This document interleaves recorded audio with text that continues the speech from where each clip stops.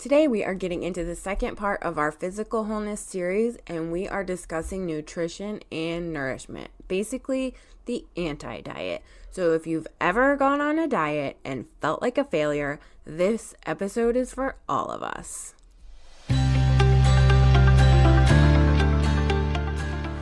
Welcome back to your emotional support podcast. I'm your host, Noelle Rizzio.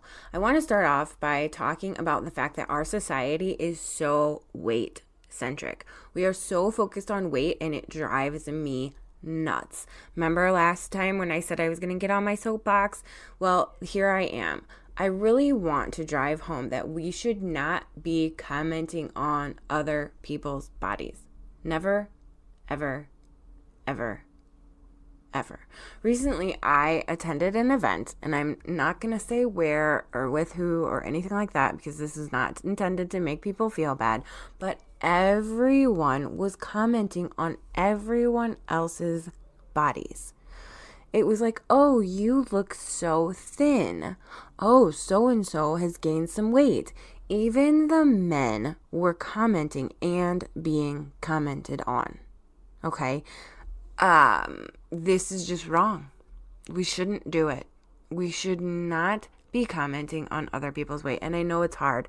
And I know that this is like a newer concept, I guess.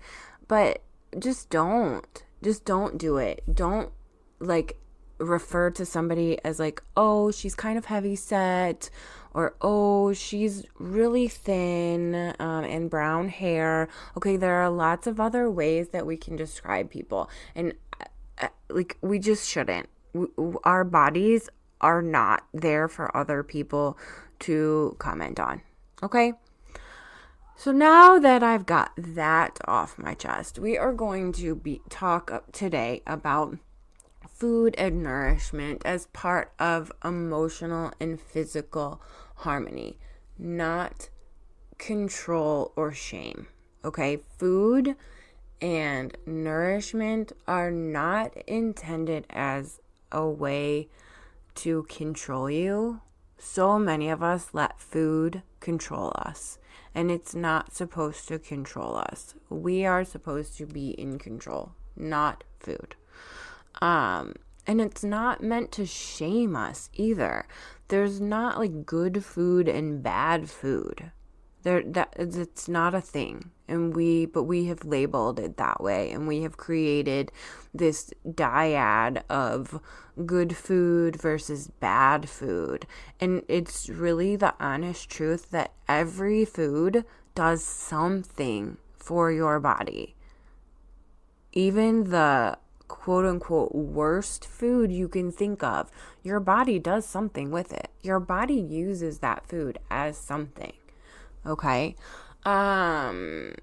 But how did you do last week with your food or with your sleep and your movement? How did that go? Like, did you feel like you tried to get some good sleep? Did you try to incorporate some purposeful movement in there?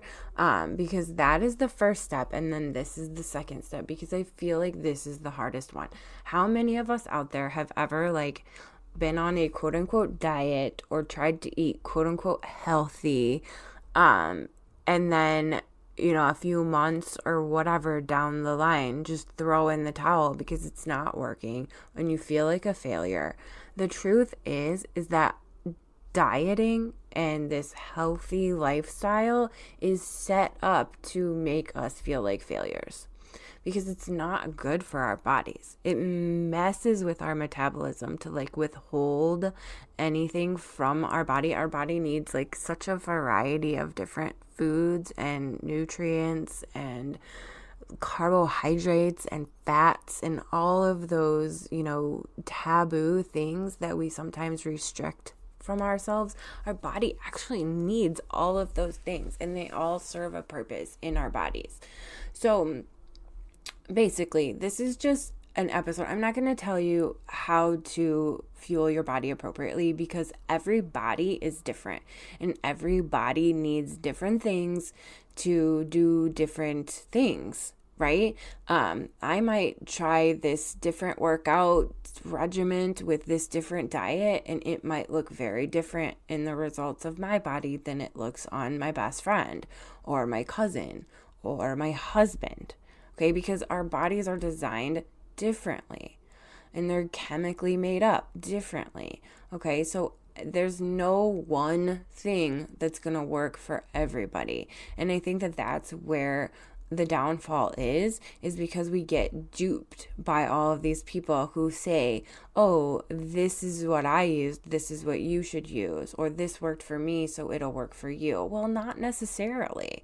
And I think that that's why the weight loss industry is bajillions and trillions and gajillions of dollars, because they're selling you this false idea that it's gonna work. And then when it doesn't, you feel like you're the failure and that you just didn't do it right or you didn't try it. But when actually you were set up to fail from the start. So this is, incorporated into self-worth because we feel crappy about ourselves all the time because we feel like we failed at this or we failed at that, when really we were set up to fail from the beginning. So if we're not in this like vicious dieting, exercising, healthy eating, blah, blah, blah, vicious cycle, then we're not going to feel so sucky all the time and like we did something wrong. Okay? Because we just need to think of all of the things like we did last time. Think of all of the things that your body does for you on a regular basis, right? And this like feeding it appropriately is again rewarding your body.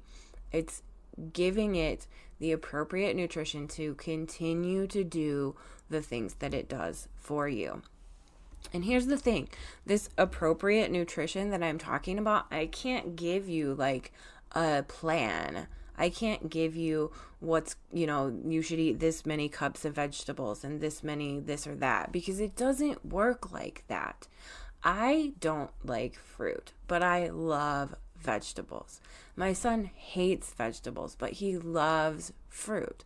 Okay, so we balance things, and I eat a lot more vegetables than he does. He eats a lot more fruit than I do. But you know what? We're both doing okay, right? Because our body gets what it needs. And if it doesn't, then it craves something that it does need.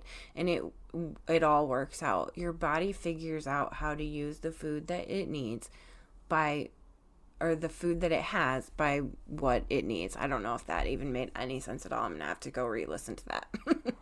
But anyway, your body just like any kind of like dieting or weight loss, it's going to work differently for different people. So are different foods are going to do different things for different people. And the more you restrict something that you like, the more you're going to want it. I have someone comment on my lunch on a daily basis because they're either restricting themselves from eating this or that, or they're going through this diet or something like that. And somebody is commenting on what I'm eating on the regular, and it drives me crazy. I want to be like, just eat something, or here, have a cookie. Okay. Anyway, that's my soapbox. But this dieting culture and this healthy eating culture, it has spun so far out of control. And we really just need to get back to, the connection that we have with food and that we have with our bodies, to be able to know when we're hungry and eat when we're hungry, and know when we're full and stop when we're full. And this goes into this whole concept of intuitive eating. And if you haven't heard of it and don't know about it, you should look it up and read into it. I myself am a certified intuitive eating counselor. And so, obviously I feel really strongly about this, and I'm not going to get into it too much here because, again, I think that you need to really find your own path. And I can't tell you how to do that, but I really think it's important for you to educate yourself and just educate yourself on the different things that are out there, and really what's true and what's not true, and what is like this diet culture and what is actual researched, studied truths. I want to leave you with some practical tools, because I think me just sitting on my soapbox and telling you how awful diet culture isn't really helpful for you, although I hope it is a little bit, because I hope that it kind of motivates you to do some research and look into some things and maybe stop doing that. But basically, like I said, I want to leave you with some practical tools. Find simple meals that feel good. You don't have to be perfect, and you don't have to regiment yourself. You don't have to restrict yourself, but eat what you like. And if you feel like that, good versus bad food, just,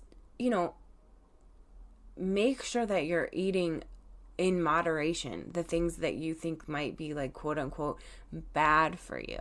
And but also while you're doing that, try to get away from the good bad, right? Because like I said, all of the things do different things for us, and all different foods are going to do different things for us. But food, it's supposed to be a nourishment for our bodies, but we've also kind of created this like social aspect of food. And so food and eating should be enjoyable. It should be something that is not horrific. And I know that I have seen some people sit down with their lunch and be like, ugh, this is disgusting.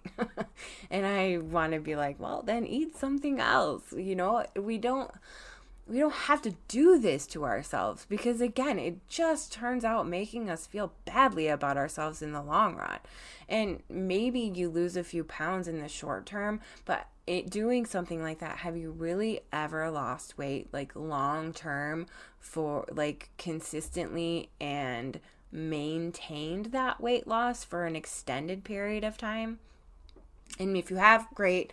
And if you have found something that works for you, then that is wonderful. And I'm referring to those of us that haven't. And those of us that are still trying to balance it all and figure out what's right for us. And I think the best thing to do is just educate yourself. Educate yourself. Knowledge is power. Arm yourself with information. Do research on your own body. What works for you and what doesn't. How do you feel physically and mentally after you've eaten a certain thing, or after you've eaten a certain way for like a week or two, right? Really do that internal check of yourself and check on how you feel. How do you feel physically? How do you feel mentally? Okay? Because after you're doing these routines and really understanding your body and how it works and how it processes different things, just like we did with the movement, and checking in with ourselves on how we feel after we're consistently moving, or how we're feeling when we're consistently sleeping. Checking in on yourself and understanding how your body feels, that's your best research tool, because that is you, that is your body, and that is, you are learning about you and what works for you. And that is just like the point that I want to drive home, because if you're doing what works for you and you feel good, then that's what matters. And the number on the scale, that is a number, okay? And the number of gray hairs that you have on your head, that is a number. And the age that you are, that is a number, okay? All these external influences do not define who we are and how much worth we have. Our worth is defined by how we feel about ourselves, okay? So what you look like in a bikini does not define your worth. And what you look like, if you have to, feel like you have to wear a muumuu and you still feel amazing about yourself, then you rock that muumuu. Whatever makes you feel good about yourself, that's what we're here to talk about. Nobody else gets to define how you feel about yourself. Self-worth comes from inside, not from what other people think on the outside. Okay. And that, my friend, moves me to talk about something that I love chatting about, which is next week's topic, when we are going to talk about why people don't like us and why we should not care. That is literally one of my favorite topics, and I've been saving it because I wanted you guys to trust me first before we jump into this, but this is a good one. So I hope you show up next week. Just to kind of recap, nourishment is a part of being whole. It's care. It's caring for your body because your body does so much for you and you want it to keep going for a long time. Physical wholeness is not about changing your body. It's about cherishing it. It's about taking care of it. It's about loving it because it is part of you, and you are here because I want you to love you. Okay? And your body is the biggest part of you. Well, that sounded really bad. I guess your body is your external expression to the world, but I want you to love it from the inside out. Okay? And the feedback that you get from the outside does not determine how you should feel about yourself on the inside. Okay? Follow, comment, like, subscribe, whatever it is you do where you found me, because I really am so glad that you're here. And today's tip that you didn't ask for but definitely need: numbers do not define you. Okay, that number on the scale doesn't define you. You know, I should have talked about this. You can opt out of being weighed at the doctor's office. Just a helpful hint. They don't have to know your weight. They only do that for dosage reasons. And so if you don't want it, like, I do not know how much I weigh. I do not weigh myself. And when I go to the doctors, I opt out of being weighed because they don't need to know. I don't want to know. Okay? It's not about that number. It's about how I feel. So just a little tip there. Numbers do not define you. Your age, your weight, your whatever, that does not define you. Okay? I'm so glad you're here. I can't wait to talk more next week. Have a great week, everybody.